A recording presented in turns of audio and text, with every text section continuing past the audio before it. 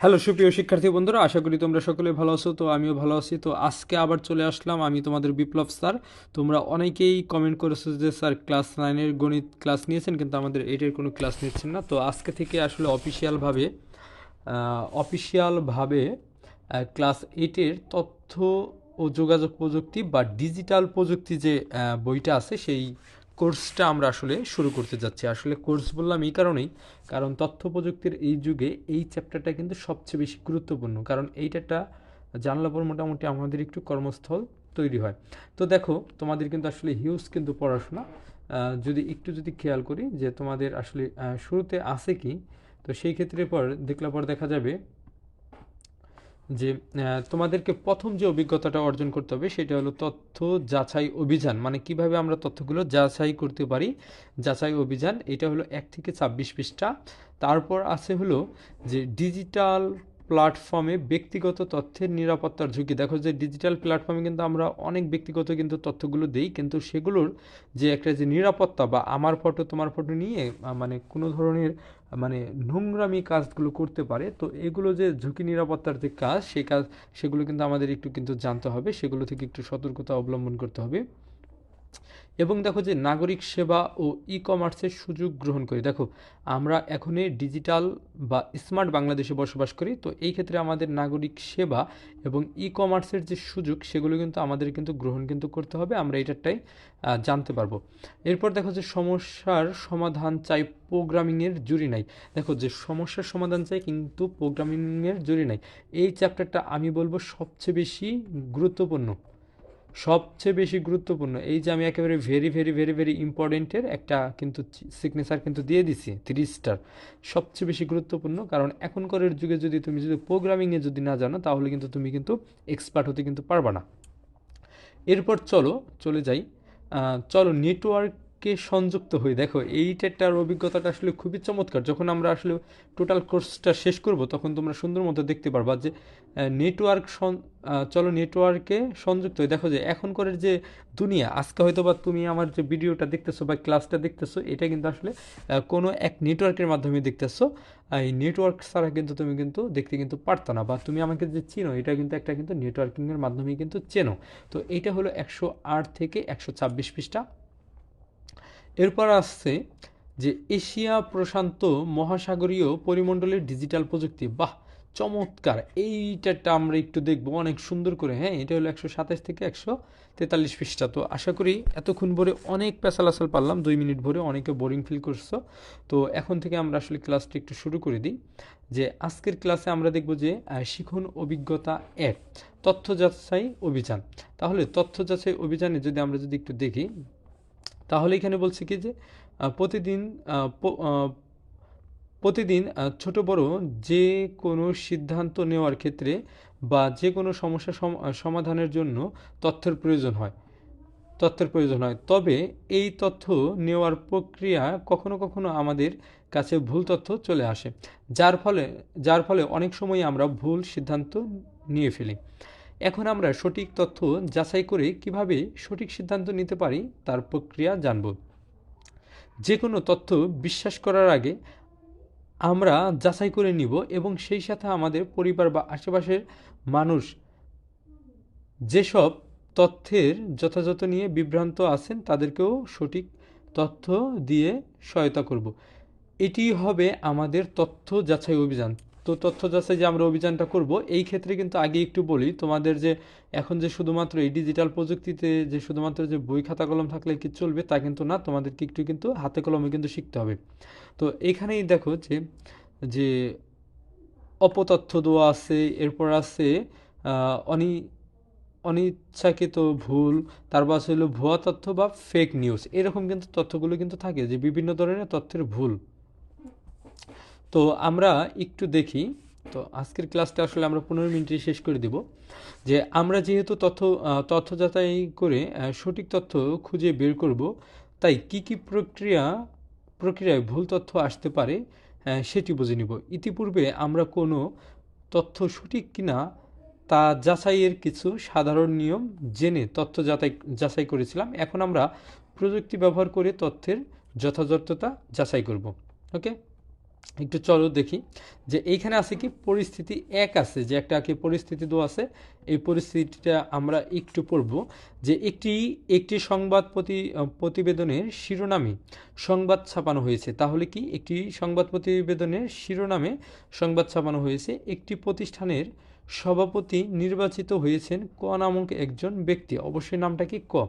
সেই সংবাদের নিচে একজনের ছবি ছাপানো হয়েছে যেটি ক নামক ব্যক্তির ছবি না। তার মানে দেখো যে ক নামক ব্যক্তিটা ছিল কি সভাপতি, কিন্তু তার নিচে যে ছবিটা যে দেওয়া হয়েছে এইটা কিন্তু এই ক নামক ব্যক্তির ছবি না।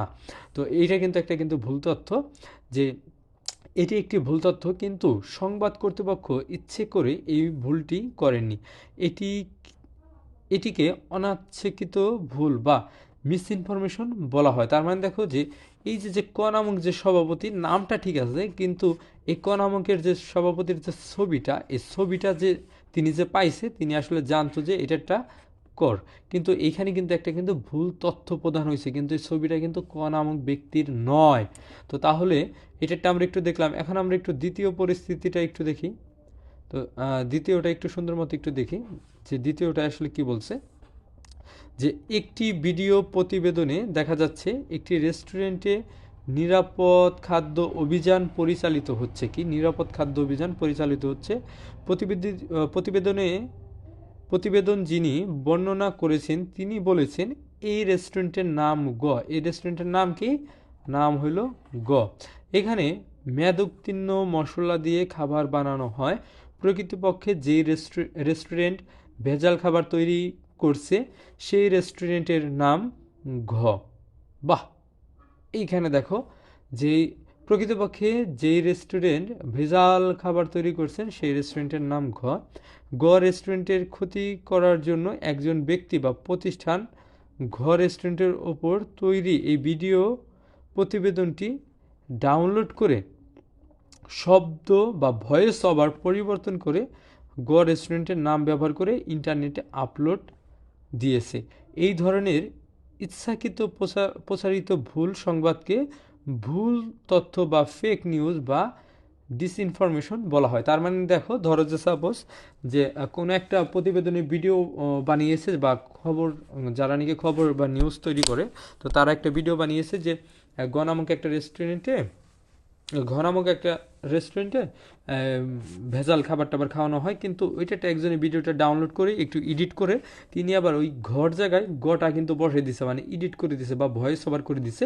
তো সেই ক্ষেত্রে কিন্তু একটা কিন্তু ফেক নিউজ কিন্তু হয়ে গেল। আচ্ছা, তৃতীয় নম্বর পরিস্থিতিটা একটু দেখি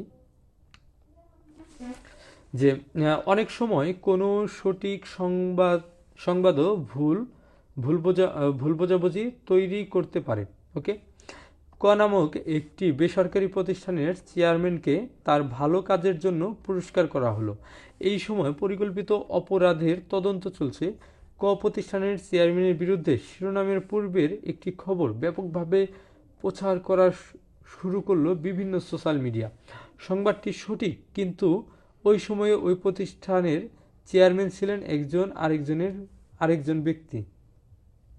তার মানে যে সংবাদটি সঠিক, কিন্তু ওই সময় ওই প্রতিষ্ঠানের চেয়ারম্যান ছিলেন আরেকজন ব্যক্তি। মানে কি নতুন একজন চেয়ারম্যান হয়েছে, যে নিউ একজন চেয়ারম্যান হয়েছে, কিন্তু দেখো যে আগের যিনি ওল্ড চেয়ারম্যান ছিল, তো তার নামে কিন্তু এই বদনামগুলো ছিল, কিন্তু ওইটাটা কিন্তু খবরালা যারা আছে তারা কিন্তু পরবর্তীতে কিন্তু মানে এটা কিন্তু চেঞ্জ করে দিচ্ছে। এটা আসলে এক ধরনের অপরাধ। ঠিক আছে। আচ্ছা, এরপর একটু খেয়াল করো যে কিন্তু অনেকে ভাবলেন এই পুরস্কারপ্রাপ্ত চেয়ারম্যানই অপরাধ করেছে। বাহ, অনেকে কি ভাবছেন যে এই পুরস্কারপ্রাপ্ত চেয়ারম্যানই অপরাধ করেছেন। হঠাৎ সঠিক সংবাদ একজন ব্যক্তি বা প্রতিষ্ঠানের জন্য ক্ষতির কারণ হয়ে দাঁড়ালো। ব্যক্তি, দল, প্রতিষ্ঠান বা রাষ্ট্রের ক্ষতি করার উদ্দেশ্যে সঠিক সংবাদকে ভিন্ন পরিস্থিতিতে ব্যবহার করলে একে অপতথ্য বা মেল ইনফরমেশন বলা হয়।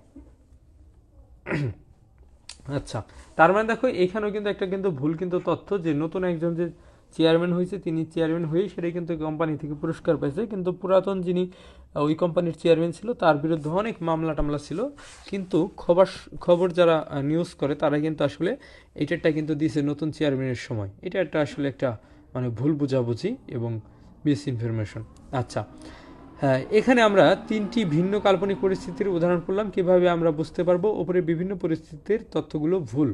নিচে আমাদের ধারণাগুলো লিখে, তাহলে উপর থেকে তোমরা যে ধরনের এগুলো পেলে ওইখান থেকে তোমরা এইখান থেকে একটু সুন্দর মতো একটু লিখে ফেলবা। তো এটা কিন্তু তোমাদের হোমওয়ার্ক রয়ে গেল। হ্যাঁ, তোমাদের এইটাও হোমওয়ার্ক রইল, এইটাও হোমওয়ার্ক রইল, যে কিভাবে আসলে এই ধারণাগুলো সঠিক হইতে পারতো। আচ্ছা চলো এখন একটু তথ্যটা একটু দেখে নিই। এর জন্য কিন্তু সবার কিন্তু কম্পিউটারে কিন্তু থাকতে হবে, মানে মোবাইল ফোন দিয়েও করা যাবে, তবে আমি কিন্তু কম্পিউটার দিয়ে দেখাবো। যদিও এখনকার এই ক্লাসগুলো কিন্তু সব কিন্তু কম্পিউটার হবে। জানো তোমরা যে শেখ রাসেল ডিজিটাল ল্যাবের মাধ্যমে কিন্তু সারা বাংলাদেশে কিন্তু একভাবে কিন্তু কম্পিউটার কিন্তু ক্লাস কিন্তু হয়। তো তোমরা অবশ্যই কিন্তু কম্পিউটার মানে যথাসম্ভব যদি পারো একটু দ্রুতই কেনার চেষ্টা করবে।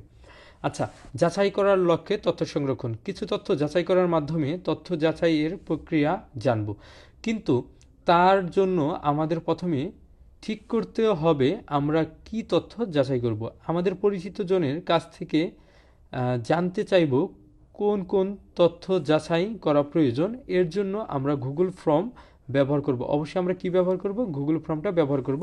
তো গুগল ফর্মের ব্যবহার করাটা কিন্তু আমি টোটালি জানাবো। তো এইখানে আসলে তারা বিভিন্নভাবে তথ্যগুলো মানে জানতে চাইছে, কিন্তু আমি জানবো একটু অন্যভাবে। ওকে ওকে আচ্ছা ঠিক আছে। দেখো আমরা এখন একটু চলে যাচ্ছি সরাসরি কম্পিউটারে। এই গুগল ফর্মের কাজ আমি এইখান থেকে তোমাদেরকে আসলে যতই দেখাই তোমরা কিন্তু কেউ কিন্তু বুঝতে কিন্তু পারবে না। তো আমরা একেবারে সরাসরি প্র্যাকটিক্যালে চলে যাচ্ছি এখন। তো অবশেষে সবাই যার যার কম্পিউটারের এই গুগল ক্রোমটা একটু ওপেন করে ফেলো। এইখান থেকে গুগলটা একটু সার্চ দাও এবং এখানে সার্চ দিয়ে বলো ড্রাইভ লিখে, কি ড্রাইভ। ওকে, তো ড্রাইভ লিখে যদি সার্চ দাও তো প্রথমেই পাবা এই যে যে ড্রাইভের যে অপশনটা আছে, এই অপশনে আগে আমাদের একটু ক্লিক করতে হবে। ওকে, তারপরে এখানে লিখছে যে ট্রাই ড্রাইভ ফর ওয়ার্ক, এখানে হলো গ্রো টু ড্রাইভ। তাহলে আমি আমার যেহেতু অ্যাকাউন্টটা সাইন ইন করা আছে আমি সরাসরি গ্রো টু ড্রাইভে চলে যাচ্ছি। কারো অ্যাকাউন্ট যদি সাইন ইন যদি করা যে না থাকে তাহলে তোমরা ওইটা যেতে পারো। ওকে, আচ্ছা দেখো তোমাদের জন্য একটা গুগল ফর্ম আমি মানে তৈরি করতেছি। তো এইভাবে প্রথমত করো, এরপর আমরা চলে যাই আবার একটু পড়াই। ওকে, তো এইখানে আসলে বলছে কি, দেখো যে একটা গুগল ফর্ম কিভাবে তৈরি করতে হয় একটা ড্রাইভ দিয়ে। এইখানে বলছে যে চিত্র 1.2 ও 1.3 গুগল ড্রাইভে গিয়ে নিউতে ক্লিক করলে গুগলের অনেকগুলো ফিউচারের নাম আসবে। সেখান থেকে গুগল ফর্ম সিলেক্ট করলে ডান পাশে আরও কিছু ফিউচার আসবে, সেখান থেকে ব্ল্যাঙ্ক ফর্ম সিলেক্ট করব। তো এখন দেখো যে এই যে এইখান থেকে যে গুগল ফর্মটা আমরা সিলেক্ট করব, সিলেক্ট করার পর ব্ল্যাঙ্ক ফর্মে যাব। তো এরপর এখানে লিখছে যে কোনো তথ্য নিয়ে বিভ্রান্ত হলে আমাদের জানান। তাহলে গুগল ফর্মের নাম দেব, তার মানে কি এখানে আমরা কি গুগল ফর্মের কি নাম দিতেছি। আচ্ছা, এরপর দেখো যে আপনার যে তথ্যটি নিয়ে বিভ্রান্ত হচ্ছে সে তথ্যটি লিখুন। চাইলে আমরা কিন্তু এখানে প্যারাগ্রাফ আকারেও লিখতে পারি, শর্ট অ্যান্সারও দিতে পারি, এটা আমাদের ইচ্ছা। তারপর দেখো এখানে বলছে যে চিত্র 1.5-এ সবুজ তীর চিহ্নের জায়গায় আমরা প্রথম প্রশ্নটি লিখব। বামের তীর চিহ্নের জায়গায় এই ড্রপডাউন মেনুতে ক্লিক করে আমাদের প্রশ্নটি থেকে কি ধরনের উত্তর আশা করছি তা সিলেক্ট করব। এরপর দেখো যে যে কোনো তথ্য নিয়ে বিভ্রান্ত হলে আমাদের জানান। এইখানে তারা এইভাবে অনেকভাবে লিখছে। তো এইখানে লিখছে যে আপনি কোন মাধ্যমে সংবাদটি পেয়েছেন, সংবাদপত্রে, টেলিভিশনে, সংবাদ বা টেলিভিশনের অনলাইন পেজে, অনলাইন নিউজ পোর্টালে, কোনো ব্যক্তির কাছ থেকে সরাসরি, কোনো ব্যক্তির কাছ থেকে অনলাইনের মাধ্যমে, অন্যান্য। এখানে আদার্স অনেক কিছু লিখছে। এরপর লিখছে যে ওপরে যে প্রশ্নগুলো দেওয়া আছে সেগুলো আমাদের কাজের সুবিধার্থে দেওয়া হয়েছে। আমরা প্রশ্নগুলো নিজেদের মতো করেও লিখতে পারি। তাহলে আমরা একটু নিজেদের মতো করে লিখব।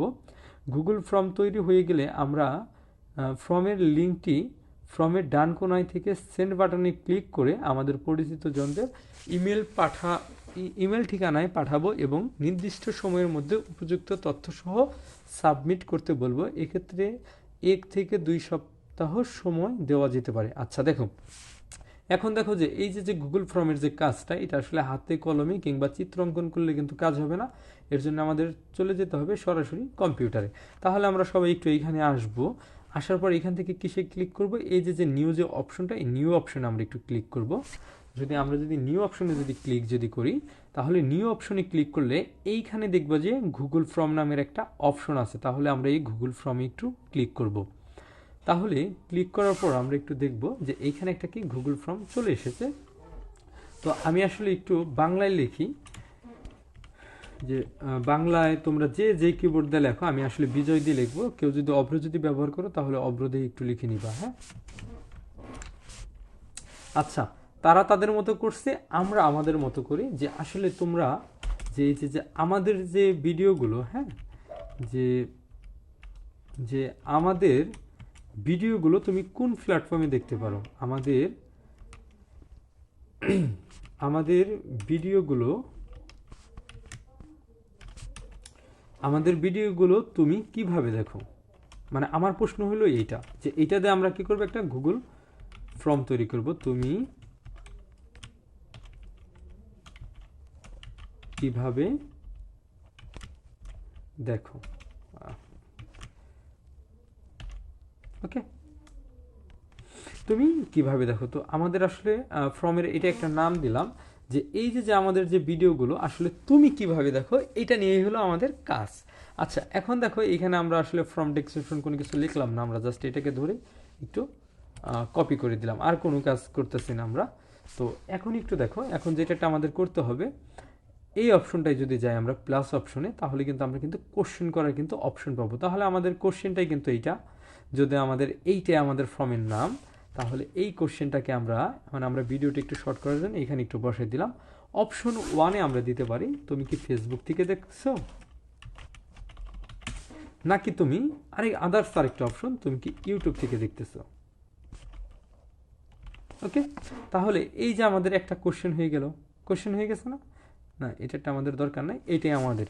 তাহলে এইটাই কিন্তু একটা কিন্তু কোশ্চেন হয়ে গেছে। দেখো এইখানে আছে যে মাল্টিপল চয়েস, তার মানে কি আমি মাল্টিপল চয়েস দিছি, এবং এইখান থেকে আমি চাইলে শর্ট অ্যান্সারও দিতে পারতাম। আমি কিন্তু আসলে এখান থেকে মাল্টিপল চয়েসই দিছি। তাহলে প্রথমটা দিছিলাম হলো যে ফেসবুক, দেন দ্বিতীয়টা হলো ইউটিউব।